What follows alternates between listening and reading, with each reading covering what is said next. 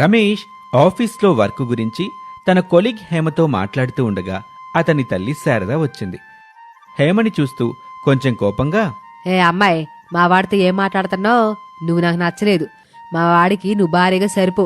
ఎల్లెళ్ళు వెళ్ళి మరొక అబ్బాయిని ఎత్తుక్కో అని శారద అంటుంటే హేమ అయోమయంగా చూస్తూ ఉంటుంది. ఆశ్చర్యంగా, అమ్మా నువ్వేంటిక్కడా? నా విషయం పక్కన బెట్రా. ఈ అమ్మాయి నీతో ఏం మాట్లాడుతుంది? అబ్బా అమ్మా, తను నాతో పాటు ఇక్కడే పనిచేస్తుంది. వర్క్ విషయంలో ఏదో డౌట్ అడిగితే చెప్తున్నాను. ఇది కార్పొరేట్ ఆఫీస్. ఇక్కడందరూ ఇలాగే మాట్లాడుకుంటూ వర్క్ చేయాలి, లేదంటే వర్క్ ఆగిపోతుంది, జీతాలు సరిగ్గా రావు. అదంతా నాకు తెలీదు. నేను నీ పెళ్లి గురించి మాట్లాడాలని వచ్చానురా అబ్బాయి. అబ్బా అమ్మా, ఇంటి దగ్గర మాట్లాడుకుందాం. ఇది ఆఫీసు, ఇక్కడి పెళ్లి గురించి మాట్లాడకూడదు. బుద్ధిగా చక్కగా ఆఫీస్ వర్కే చేసుకోవాలి. నువ్వింటికెళ్ళు, నేను ఆఫీస్ అయ్యాక ఇంటికి వస్తాను కదా, ఇంటి దగ్గర మాట్లాడుకుందాం. అది కాదు బాబు, ఎలాగో ఇంత దూరం వచ్చాను కదా, పెళ్లి గురించి 4 మాటలు చెప్పేసి వెళ్ళిపోతానులే. మళ్ళీ నువ్వు ఇంటికి వచ్చేసరికి నాకు గుర్తుండవు. సరే సరే పద, అలా బయట టీ తాగుతూ మాట్లాడుకుందాం. అలాగన్నావు, బాగుంది.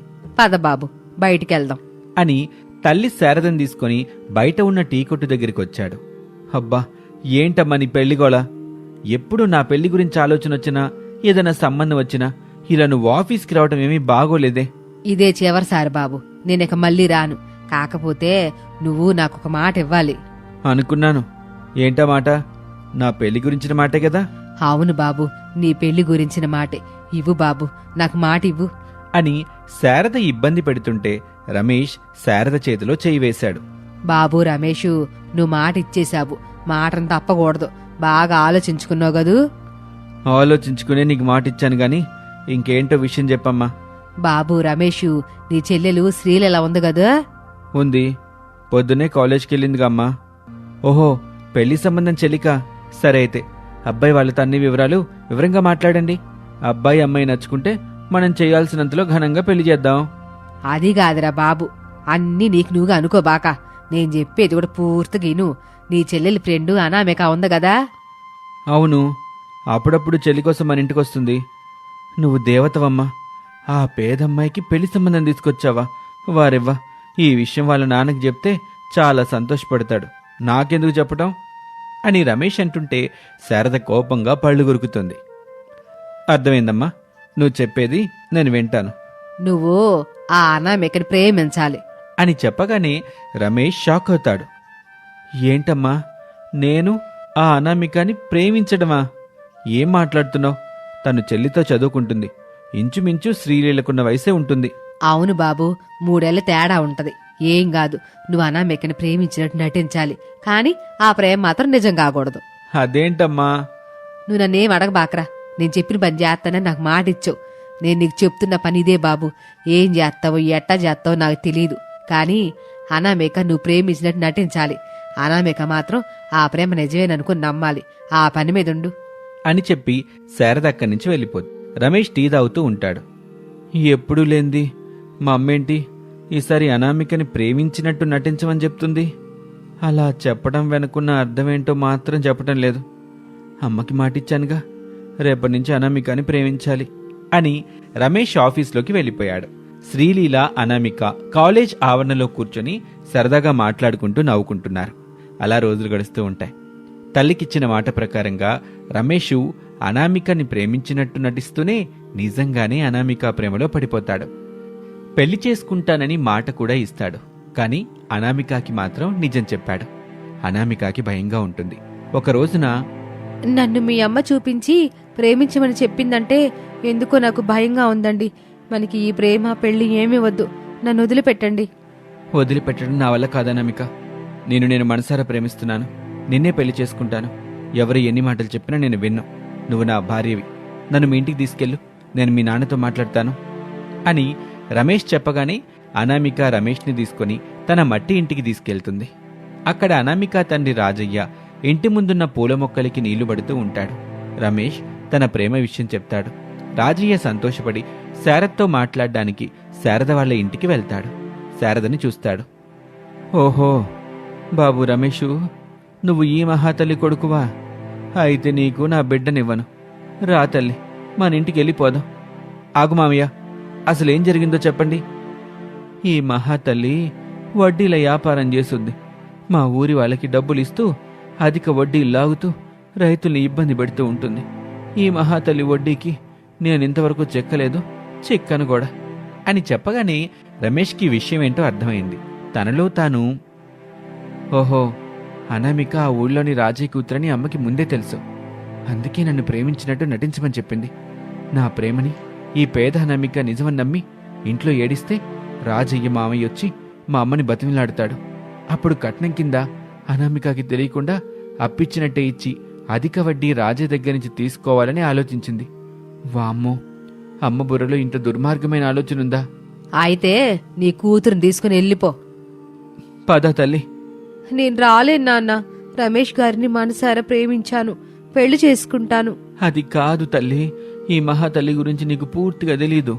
నిన్ను ఈ ఇంటికి కోడలుగా ఒప్పుకోదు, నిన్ను ఈ ఇంటికి పని మనిషిని చేసుద్ది అని చెప్పిన మాటలు రమేష్కి వాస్తవమనే అనిపించాయి. కాని అనామిక లేకుండా ఉండలేడు రమేష్. అనామికని పెళ్లి చేసుకుని బాగా చూసుకోవాలి అనుకున్నాడు. ఏదైనా కానివి నాన్న, నేను రమేష్ గారిని పెళ్లి చేసుకుంటాను అని అనామిక అంటున్న మాటలు విని శారద తనలో తాను, రాజయ్య నా చేతికి చెక్కకుండా తప్పించుకున్నాడు. కాని అతని కూతురు అనామేక చిక్కిందిగా, అనామేకని టార్చర్ పెడతా అని అనుకొని పైకి మాత్రం గట్టిగా, చాలా మంచి నిర్ణయం తీసుకున్నావమ్మా అనామేక. నీకు నా కొడుక్కి నేను పెళ్లి చేస్తానులే. కోడలుగా నా ఇంట్లో మహారాణిలా ఉందు గాని మీ నాన్నను పంపించే, నేను నీతో పర్సనల్గా మాట్లాడాలి. గదిలోకి వెళ్దాం. అలాగే అత్తయ్య. నాన్న, మీరు ఇంటికి వెళ్ళండి, ఇక ఇదే నా ఇల్లు అని చెప్పగానే రాజయ్య బాధ కన్నీళ్లు పెట్టుకుంటూ వెళ్ళిపోతాడు. అనామిక శారద ఒక గదిలో ఉంటారు.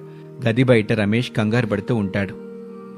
లోపల ఏం మాట్లాడుకుంటున్నారో ఏమో, మా అమ్మ అనామికకి ఏం కండిషన్స్ పెడుతుందో ఏమో అని అనుకుంటూ టెన్షన్ పడుతూ ఉంటాడు. గది లోపల అనామిక చేతిలో అగ్రిమెంట్ పేపర్స్ ఉంటాయి. అనామిక వాటిని చదివి, ఇది మరీ దారుణం అత్తయ్య. దారుణం లేదు, దయా లేదు. ఇక నువ్వు ఒప్పుకోక తప్పదు. కట్నం కింద మీకు 5 లక్షలు కావాలి. వాటిని నేను ఇవ్వలేను కనుక కొడలి హోదాలో పని మనిషిగా పనిచేయాలి. అందుకు మీరు నాకు 2 పూటలా భోజనం, కట్టుకోవడానికి బట్టలు, ఉండడానికి ఒక గది ఇస్తారు. అంతేకాకుండా నెలకి 10,000 రూపాయలు జీతం ఇస్తారు. అది మీ కట్నం కింద తిరిగి మీరే జమ చేసుకుంటారు. అలా 5 లక్షలు తీరే వరకు నేను పని మనిషిగా పని చేస్తూనే ఉండాలి. అంతే కదా అత్తయ్య? వారేవా అనామేక, చదివింది బాగా అర్థం చేసుకున్నావు. ఇక సంతకం పెట్టు అని చెప్పగానే అనామిక అన్ని విధాలా ఆలోచించి ఆ అగ్రిమెంట్ మీద సంతకం పెడుతుంది. అంతే, ఆ రోజు సాయంత్రం గుళ్ళో అనామిక రమేష్లకు పెళ్లి చేస్తుంది శారద. అనామిక పని మనిషి కోడలు అనే హోదాలో శారద ఇంట్లో అడుగుపెడుతుంది. ఆ రోజు నుంచి శారద రాత్రి పగలు అనే తేడా లేకుండా అనామికతో ఇంటి పనులు, వంట పనులు, బట్టలు వాష్ చేయటం, ఇంకా ఎన్నో పనులు చేయించేది. కావాలని ఇంట్లో అక్కడక్కడ టీ పోసేది. వాటిని చూపించి క్లీన్ చేయమనేది. శ్రీలీల కూడా స్నేహితురాలే కదా అన్న దయాజాలి లేకుండా తల్లి మాటలే వింటూ అనామికకి లేనిపోని పనులు కల్పించి చేయిస్తూ ఉండేది. శ్రీలీలా, నువ్వు కూడా ఇలా చేస్తావని అనుకోలేదు అని అనామిక అనగానే శ్రీలీల కోపంగా అనామిక చెంప మీద కొడుతుంది. పని మనిషివి నన్ను పట్టుకుని పేరు పెట్టి పిలుస్తావా? ఎంత పొగరు నీకు! ఏదో ఫ్రెండ్ కదా అని చనువుతో అలా పిలిచాను. సారీ మేడం అని అనామిక పనులు చేసుకుంటూ ఉంటుంది. ఇదంతా రమేష్ చూస్తుంటాడు. కాని ఏమీ చేయలేకపోతూ ఉంటాడు. తల్లి మాటకు ఎదురు చెప్పలేకపోతుంటాడు. అలా నెలలు గడుస్తూ ఉంటాయి. అనామికకి తిండి తక్కువవుతుంది, పని ఎక్కువవుతుంది. తన తల్లికి చెల్లికి బుద్ధి చెప్పాలని ఆలోచన చేస్తూ ఉంటాడు రమేష్. అప్పుడు తన స్నేహితురాలైన ఎస్ఐ మాలిని గుర్తొస్తుంది. తన సహాయం తీసుకుంటాడు. ఎస్ఐ మాలిని శారద ఇంటికి వస్తుంది. శారద గారు, మీరు మీ కోడల్ని దారుణంగా చిత్రహింసలు పెడుతున్నారని చుట్టుపక్కల వాళ్ళు ఫోన్ చేసి ఫిర్యాదు చేస్తున్నారు. అనామిక నిజమని చెప్తే మిమ్మల్ని జైలుకు పంపించడమే. చెప్పు అనామిక. అలాంటిదేమీ లేదు మేడం. మళ్ళీ నాకు ఫిర్యాదు వస్తే మాత్రం మామూలుగా ఉండదు. అనామిక, నీకేవైనా కష్టం అనిపిస్తే నాకు చెప్పు. వీళ్లకి తగిన బుద్ధి నేను చెబుతాను. అలాగే మేడం అని చెప్పడంతో ఎస్ఐ మాలిని అక్కడి నుంచి వెళ్ళిపోతుంది. ఆ దెబ్బతో శారద, శ్రీలీల ఇద్దరూ భయపడిపోతారు. ఒకవేళ అనామిక గనక తన అత్తగారు, ఆడపడుచు తనని హింసకు గురి చేస్తున్నారని పోలీసులకు చెప్తే వాళ్ళిద్దరూ ఎక్కడ అరెస్ట్ అయి జైల్లో చిప్పకూడు తినాల్సొస్తుందేమోనన్న భయంతో అనామికని బాగా చూసుకోవటం మొదలు పెడతారు. ఈ విధంగా రమేష్ వేసిన పన్నాగం వల్ల అనామిక అత్తారింట్లో సుఖంగా బ్రతకటం అలవాటు చేసుకుంటుంది.